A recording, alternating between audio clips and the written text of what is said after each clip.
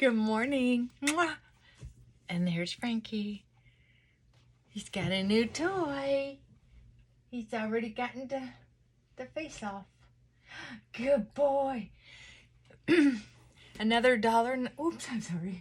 Another $1.99 stuffed animal from Goodwill. And I get such cute ones. I really hate to see them destroyed sometimes, but they're for him. And I'm sure this one is at least, it would look brand new. And I'll bet you it was at least, I'm 60.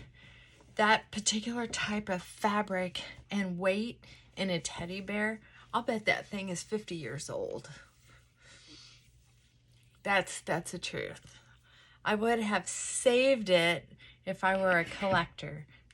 That's true. It may not have been worth much, but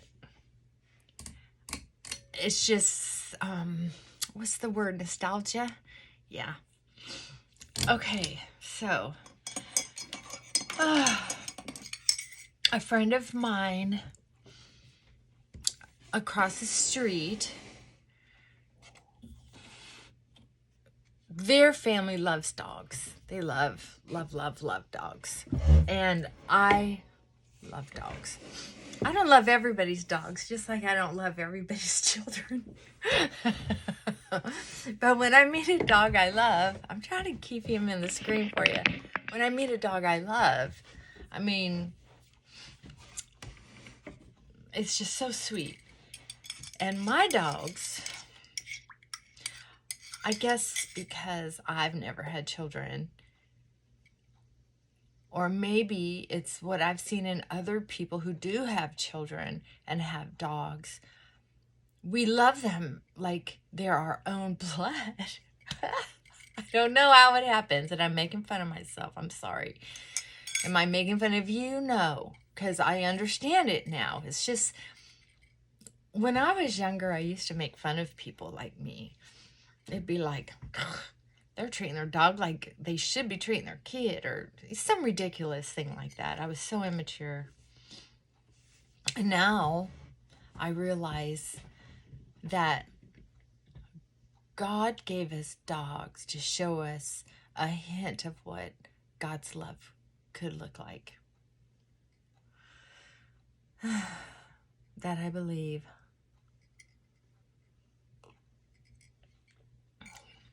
So I'm going to share with you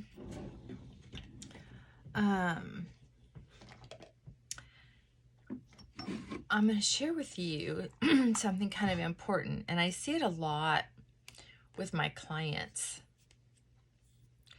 I'm going to put on extra today.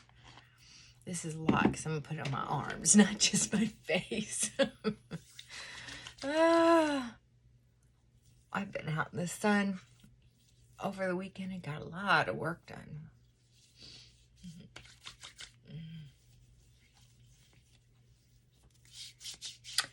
Anyway, I wanted to share something with you a lot of my clients struggle with, who have been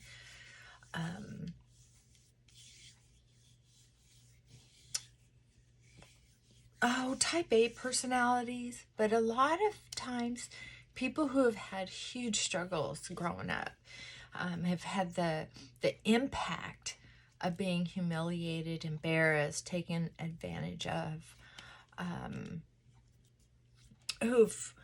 and have the personality where they've acquired protection mode to keep the insults away. One of the things that they acquire is difficulty to ask for help, because they don't want to, lots of reasons. They don't want to risk looking like they can't handle it. They don't want to be told no. They don't want to look like they don't have the answers on how to make this happen. And if they don't give good, clear, concise instructions, they might look like they're a poor planner. And all this is insult after insult, and they haven't even asked for help yet. Yeah. as all the little wheels turn in the back of the head, fight, flight, or freeze, or fawn going on. All those little pathways fired up. So they don't ask for help. Or by the time they don't ask for help is one scenario, and move on, take care of it themselves, gets more stressed, maybe behind on schedule, and they go ahead and do it anyway, and the other person that may be involved at all, especially in just watching, may feel somewhat offended or hurt. I thought I had a hair clippy in here. Because they weren't included. And then, and that's sad. And I'm laughing because then also, and this is my MO, 50% of my MO, by the time they ask for help, or they're not asking for help, they're actually doing it, and by then they're slamming cupboards, huffing and puffing, acting like they're the only ones who ever do anything. Relate? I do. And then there's always the sarcasm towards the people who didn't help, to remind them of how they weren't brought up with good moral, hardworking ethics, or rubbing in something they've done out of the past just to pick a fight for not helping.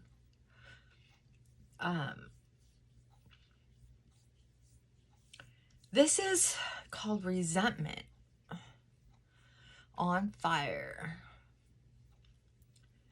So I have clients who will say, for instance, we'll talk about females who are complaining about their male, which is really too bad because women have a memory, a computer in their head that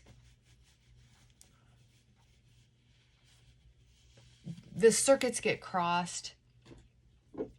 And how do I know? I know, especially because I've experienced it myself.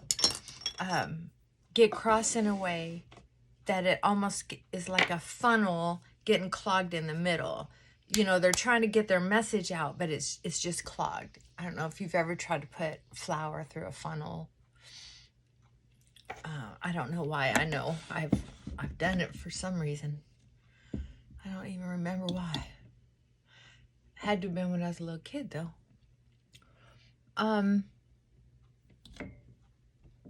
Wow, that makeup goes on so good. If you haven't tried this makeup, don't wait. If you can have, I think it was around $12, $14, $15, at the most $15. It escalates. I've gotten it for $12, and I think the last time I got it, it was for $15.99. Something, $14.99 maybe. And then I've seen it come down again. I'm kind of like on a stay of buying foundation because I have so many bottles of it, and some of it I like. It's just that the color's off. So I keep thinking, well, I'm gonna get a dark foundation to mix with all those, and then a part of me is just thinking, you know what? I just feel like I'm not so poor I couldn't just give that away and then go spend another $20, $15, $20, $25 trying something that's gonna fit me, you know? I don't know. Okay, so anyway, back to this subject. I'll give that some thought. Anyway, the deal is, when people have had trauma and they have PTSD,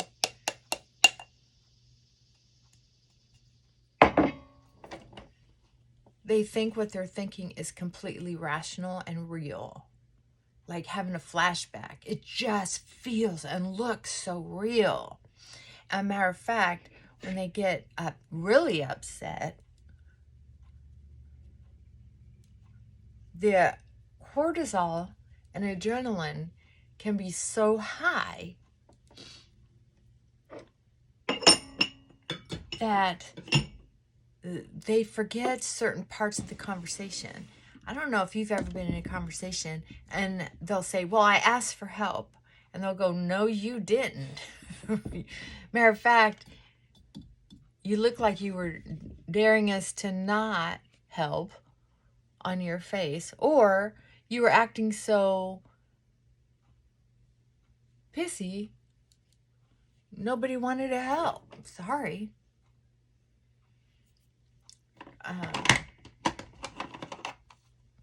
That was just loose Cody and CoverGirl mix to get a color I could live with. And now I'm going to use this. You know, I like this Fit Me. As a matter of fact, I went ahead and bought, this was a couple months ago when I decided I'm going to quit buying makeup. I got the Fit Me, and it's the other one that I think is close to the right color. That and that e.l.f. I have are the right colors. So, I don't know. We'll see. I think these other ones will be better once I'm not so tan. We'll see. Why waste it? Okay, back to you.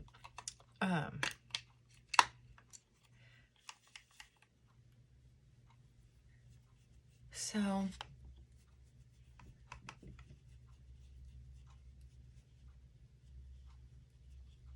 a lot of times we don't realize how we're coming across when we're asking for help or standing by waiting and wishing somebody would offer us help. Matter of fact, it shows up too when we're in meetings at work or in the family unit where there's several people, and we say, okay, who can I have to help me do the dishes? Well, there's so often, because there's more than one person, they'll wait for the other person to say something, just because a lot of humans are kind of lazy. So that extra silence, waiting for somebody to step up, or maybe nobody does, and then you have to then you're like, forget it, I'll do it myself.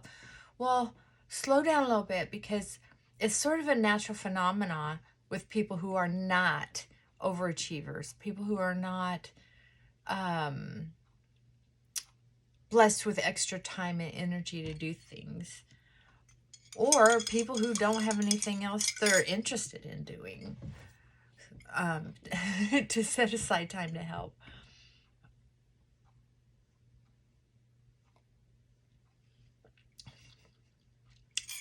I cut back on sugar in my coffee, and I'm not loving it, to tell you the truth. So,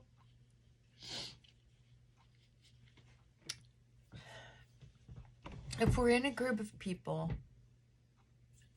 and we need help doing the dishes, you say, and there's 5 people there, you say, hey, Sally Jane, would you help me do the dishes, please? I'll wash, you rinse, and put in the dish rack. And then I'll dry, and you put away. See, it's a plan. So, but a lot of the times when we're triggered into seeing that we have the dishes to do, for example,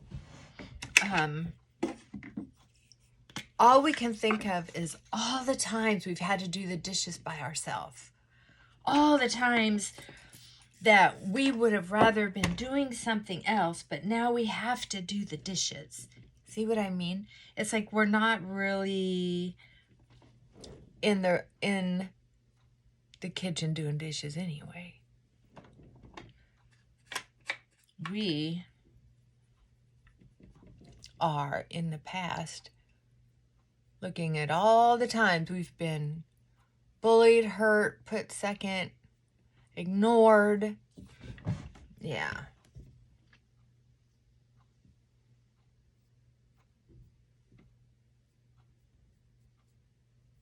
It's real easy to do this if you have a card. I like to use a card sometimes if I'm feeling like I just can't get it right. How about that? And then connect the card where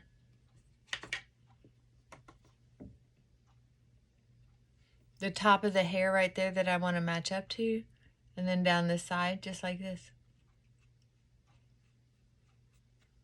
How about that? I know. Pretty cool, huh? Yeah. Yeah, I like that. I like to take my brushes and rub them on this makeup bandana like that, and then because they're still a little damp, I like to make sure that hairs are closed before I put it away.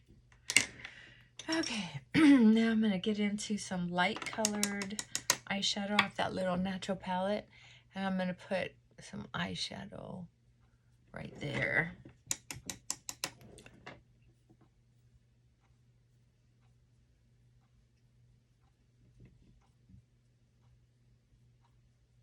There we go.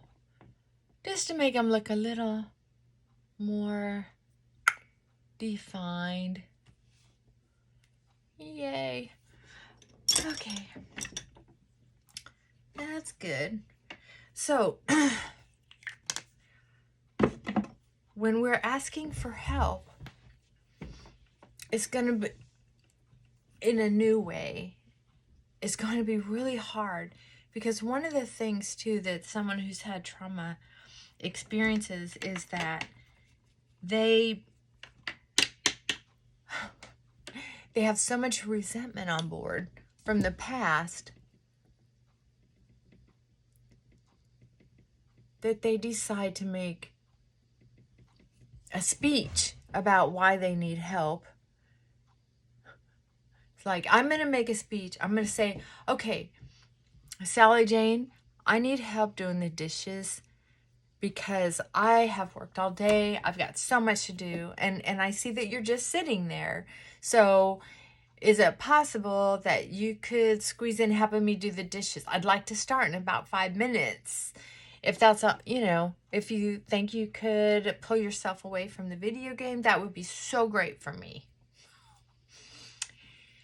Okay, so in my head,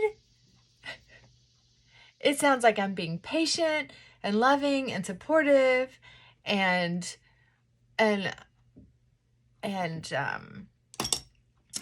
considerate. Did I already say considerate? Because that's a big one for me. I like to be considerate. So, excuse me. But evidently that comes across arrogant and self-righteous, and people don't appreciate it. Trust me, I had to learn the hard lesson. I was on a job one time, a long time ago. I was on a job, and I decided I was going to start asking for help. And I went to go ask for help, and I was mad because nobody jumped up to help me. And so my boss called me into the office and did a role play of me asking for help. I was so humiliated. I went and talked to my therapist. And she says, well, is it true? Is that how you did it? I'm like, yes, it was so humiliating, right? Oh, God, I was mortified. It was so hard to recover from that because my ego was so hurt. I saw myself in a completely different way. So she had me do homework of replaying scenarios at night, replay scenarios that happened during the day, because I didn't know how to come up with stuff in my own head. So if I had something happen that didn't go off very well or not perfectly at night, when I got home, I made time to talk into a tape recorder. That's how long ago this was. An actual tape recorder. To get to know my tone of voice. In my head, my tone of voice was wonderful. But that's not how it was coming out, right? So when we ask somebody for help, decide who we want to help us. Decide whose turn it is to help us, right? Just go ahead and make the decision.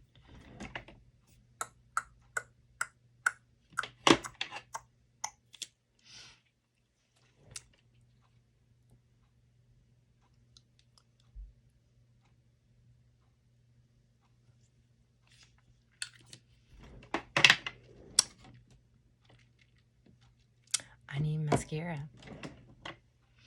I have cabin fever.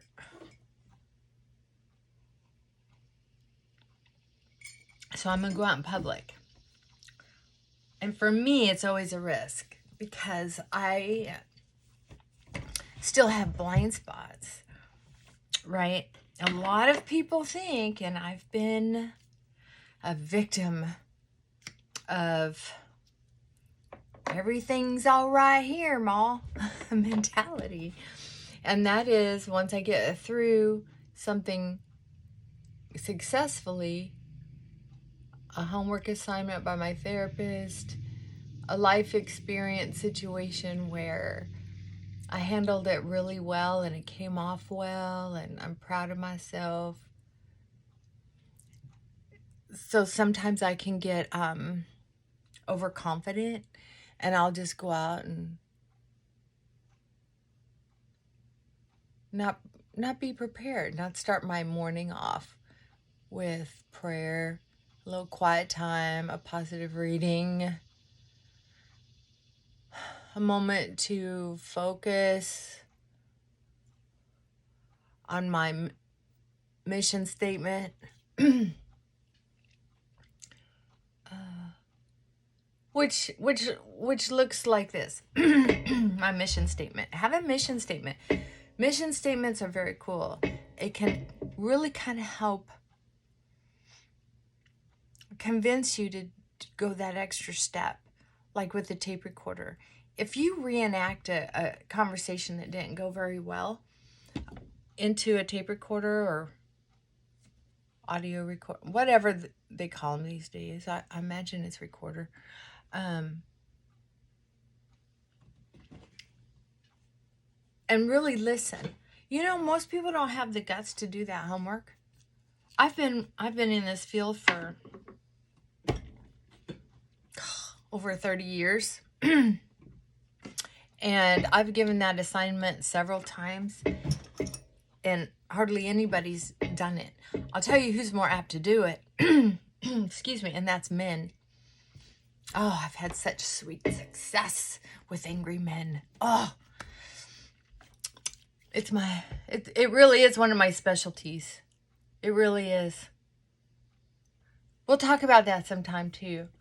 If I have any therapists out there who want some tips. But I truly believe in, there's a book by Robert, I believe he's Robert Johnson. And he wrote a book called We. And I'll tell you what, when I started incorporating his belief systems in my practice, man, my success with couples and men really went through the roof. Hardly have to see them very often at all. See them intensely for a few weeks then every week, once every week for a few weeks, and then once every other week, a couple weeks, and then once a month for a check-in, a couple months, and then they're done. And that's people who have had serious repercussions from their anger. But it's because the men decided to do the homework. Yeah, true story. So I don't know if that's motivation enough for you, but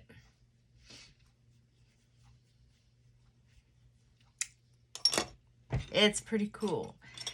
It's about recognizing, and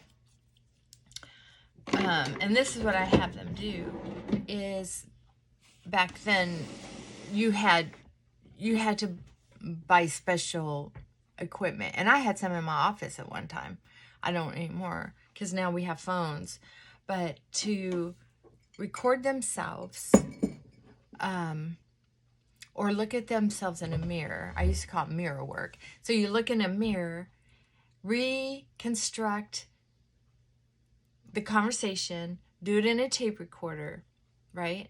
And watch yourself. And sometimes you can learn just by looking at your face whether you're being honest or not while you're reenacting this conversation. Like I'm looking in the mirror right now, and I'm trying to tell you what my mission statement in the morning is. And it's a conversation between me and God. And I say, "Dearest Heavenly Father, please give me your love and your light so that I can lead others to you." That short and sweet little mission statement, because my mission is to lead in whatever way I can, like finding themselves to a higher power of their own. It doesn't have to be mine, but to understand that the world is much bigger than their arguments, which seem like they contain the universe, right? Okay, so when I am looking in the mirror, as I'm saying, I love helping other people, not to depend on me, but to depend on thee. And I don't have to incorporate Jesus Christ, God, Buddha, I Ching, yoga, anything in particular. I use all of them depending on what the person needs. See, and as I'm saying that in the mirror, looking in the mirror, I can tell, oh, well, I look honest. I look like I'm telling the truth, and my feelings on the inside match with what I'm putting out, right? And if I listen to it on a tape recorder, I'm just guessing because I'm just saying, if you try this, I'm going to identify the tone of voice and pace and rhythm and volume as someone who's confident and clean and honest. That's what it's going to sound like to me. Then they're directive and they're full of energy, right? But when I first started doing this, and I know that I still have a twang of it, it's almost like an accent, which is very difficult. It's almost too much work for my personality. The payoff isn't high enough for me to work hard enough to change it permanently. I can change it sometimes, like slow down, where I can soften my voice and soften my tone and just say, I'm out here to help people find themselves a way to live which encapsulates maybe a higher understanding of the universe instead of just their own, okay, we'll say self-centered push, power. I want them to find a way to recognize how they fit, that they're important in the universe. See, that takes a lot for me to maintain that level. I have to really kind of work at that. And I like getting excited about life. I like that. So see, you can see I've kind of slowed myself down, almost against my will at first, but once I slowed down, it felt really good. Right now, it's like my body wants to stay here. That's what it's like to experiment. That's real life right there. So if you find yourself coming across really pushy, like I can, I do it and I just think, this is the real me. And then when I finally force myself to slow down, I'm like, oh, this is very comfortable. I kind of like this. It may not be the real normal me, but it's a part of me that I like. Why not do it? Why not do some more of this? Right? So experiment. Experiment. We don't always get what we want, but we can usually. Frankie, hey, that's enough. Enough. Good boy. Good boy. So I'm getting so many messages this morning. Monday morning. Anyway, have some fun with it. See what you think. Yeah, I've got one appointment today, and then I'm gonna go to Goodwill and look around and see what's going on. I'm gonna contact a couple of my Goodwill lady friends, and some ladies that I've met there, and see if they're gonna be there. And if they are, there's a little restaurant next door that I love. I love going there with the girls. We'll see how that goes. I'm hoping somebody will join me. Anyway, I hope you got something out of this. If you're going to ask for help, ask Sally Mae. Frankie, enough. Thank you. Ask Sally Mae directly, and if she can't, ask Billie Jean directly. Sally Mae can't. Billie Jean, can you come help me? Yeah? Good. Experiment with something different, as long as you're not making yourself out a victim. If you start feeling, and if this hurts your feelings, it might be a sign. Because if someone says, April, don't be a victim, and I'm thinking, ooh, that's one of my go-tos when I'm spun out, when I caught my head. It is. And then I get testy. So if someone says, April, you're acting like a victim, I'm like, am I? And then I'm thinking, wait a minute, how am I acting like a victim? Because I'm going to make sure they're not just using their past trauma to call me out on something that's not that I don't own, and they're trying to gaslight me, right? I've been around people like that. Trust me. It's hard having more than one injured person in the house, right? It's hard to have more than one person trying to heal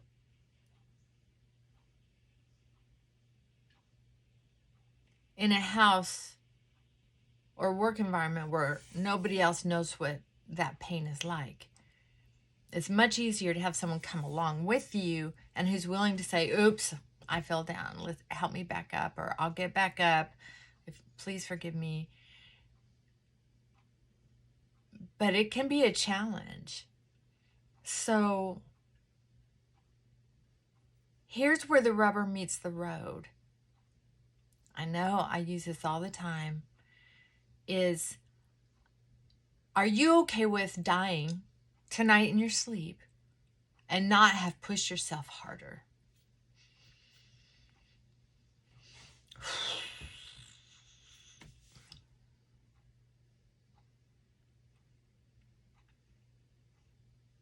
I think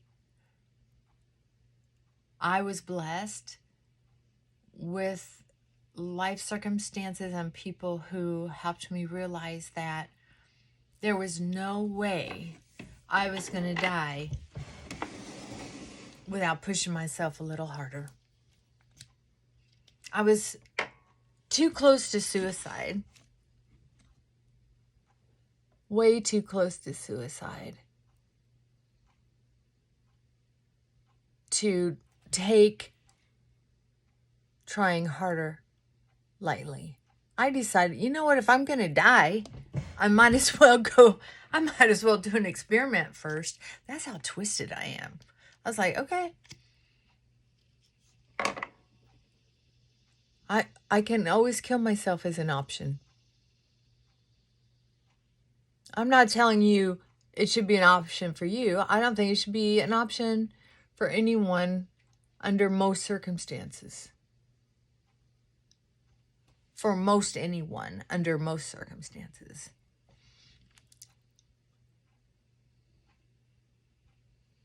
There were lots of good reasons to stay alive.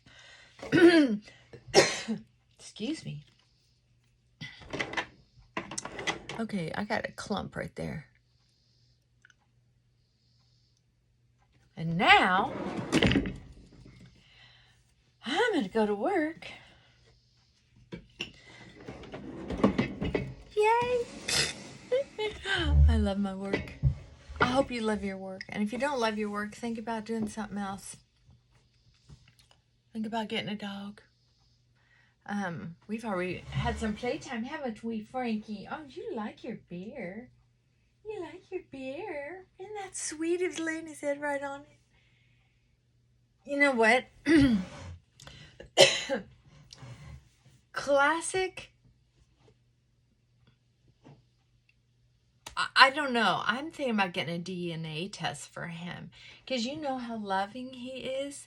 He is the sweetest, loving, patient, affectionate dog. I'm telling you, just, oh, he really is.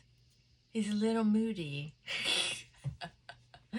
He's a little drama queen. Prince Franklin. Look at that, look. Oh my God, if you could see that up close. Anyway, mama's boy. But yet, he can act like the terrors that you hear about pit bulls. That they'll see something, charge for no reason, and take it down. That's the personality he has out amongst nature and the neighborhood. It breaks my heart. So he is on outside unless I am with him with a remote, a training remote, at all times. He's not allowed outside unless I have him on a leash, a tie down, which I only use if I'm outside, because he cannot be trusted to not dart. Just playing in the yard. So we play in the backyard a lot. But he's bored with the backyard and loves the front yard because it's stimulating. And I love taking him for walks as well. But he still needs the training collar because when he darts off, if I don't expect it, and I like to take him when I'm trying to exercise to get some walking in. So I'm not going to be intensely aware of him every second for an hour. Yes, I could bring him home and continue walking, but I like his company. So I keep that remote in my pocket in case he gets away from me.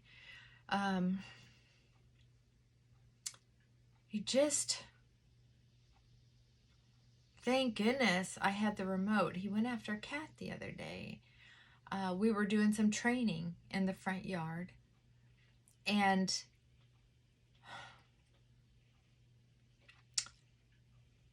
I decided he was trustworthy and went to turn on the water hose. So I had to walk from, you've seen my front yard. So I walked from the front tree area across the front yard to the house to turn on the spigot. So I was going to turn around and tell him to come to continue training. And he was already gone. It surprised me completely. And I know people say all these rules repeat the obvious on how to keep an eye on your dog.